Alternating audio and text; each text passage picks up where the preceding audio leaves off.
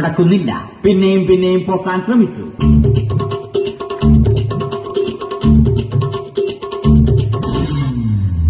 നടക്കുന്നില്ല. രാമൻകുട്ടി വഴിയെ പോയവരെ എല്ലാവരെയും സഹായത്തിന് വിളിച്ചു.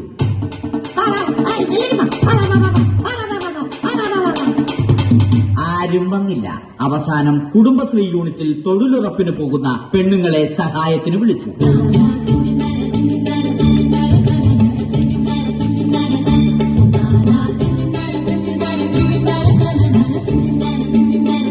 അവരെത്തി. അവർ അവരുടെ സ്ഥിരം പണി തുടങ്ങി. അത് കണ്ട ദേഷ്യം വന്ന രാമൻകുട്ടി മരത്തെ ഒറ്റയ്ക്ക് പിടിച്ചു പോക്കി. അത്ഭുതമെന്ന് പറയട്ടെ, മരം നേരെ നിന്നു.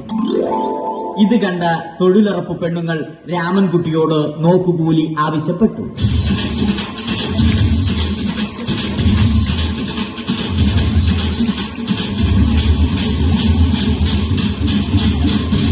പോക്കറ്റില്ലാത്ത ബനിയൻ ധരിച്ച രാമൻകുട്ടിയുടെ പോക്കറ്റ് വരെ കീറിയിട്ടാണ് പെണ്ണുങ്ങൾ പോയത്.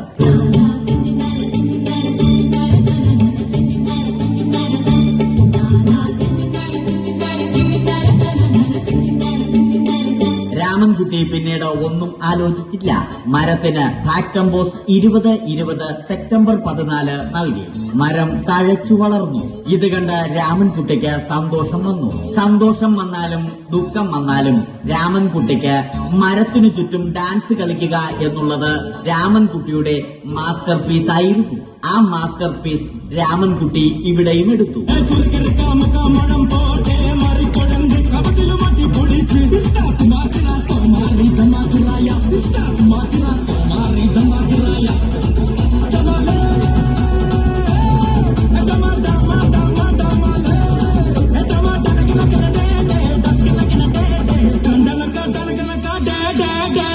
രാമൻകുട്ടി ദൈവത്തോടായി പ്രാർത്ഥിച്ചു. നിങ്ങൾ എനിക്ക് ആയുസ്സും ആരോഗ്യവും തരൂ. ഞാൻ മരങ്ങളെ സംരക്ഷിച്ചു കൊള്ളാം. കാരണം മരം ഒരു വരമാണ്. അവന്റെ പ്രാർത്ഥന ദൈവം കേട്ടു. ആ മാവിൽ നിന്നും വീണ തേങ്ങ രാമൻകുട്ടി മോങ്ങാതെ ഇരുന്നു തിന്നു. അപ്പോഴാണ് രാമൻകുട്ടി മറ്റൊരു കാഴ്ച കണ്ടത്. രാഘവൻ വരുന്നു.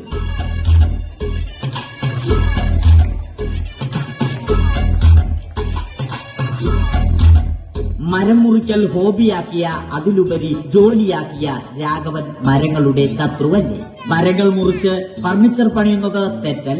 അവനെ ഇതിൽ നിന്നും പിന്തിരിപ്പിക്കണം. അവർ തമ്മിൽ ഒന്നും രണ്ടും പറഞ്ഞു. സംസാരം മൂത്ത് വാക്കേറ്റമായി. അത് പിന്നെ അടിയിൽ കലാശിച്ചു.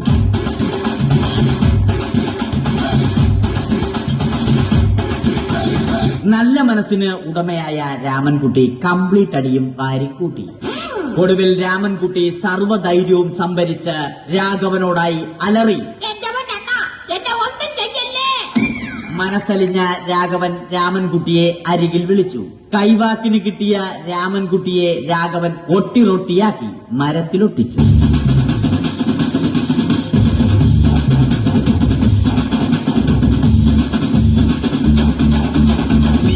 ഇന്നത്തെ പണി കഴിഞ്ഞ രാഘവൻ സംതൃപ്തിയോടെ വീട്ടിലേക്ക് മടങ്ങി. തനിക്ക് തല്ല് കിട്ടിയാലും മരത്തെ രക്ഷിക്കാൻ പറ്റിയ സന്തോഷത്താൽ രാമൻകുട്ടി മരത്തെ കെട്ടിപ്പിടിച്ച് പൊട്ടി പൊട്ടി കരഞ്ഞു.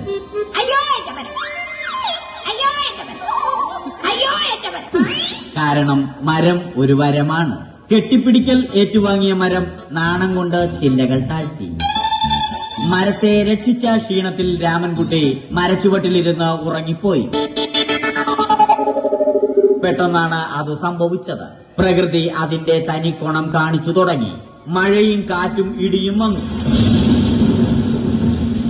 അതോടൊപ്പം കോളും വന്നു. കോളെടുത്ത് രാമൻകുട്ടി പറഞ്ഞു. കോൾ കട്ടായി. രാമൻകുട്ടി ദൈവത്തോടായി പറഞ്ഞു. കാറ്റും മഴയും അതൊന്നും ചെവിക്കൊണ്ടില്ല. രാമൻകുട്ടിയുടെ മരം ആടി ഉലഞ്ഞു. രാമൻകുട്ടി ദൈവത്തോടായി വീണ്ടും പറഞ്ഞു. മരം ഒരു വരമാണ്. മരത്തെ ഒന്നും ചെയ്യരുത്.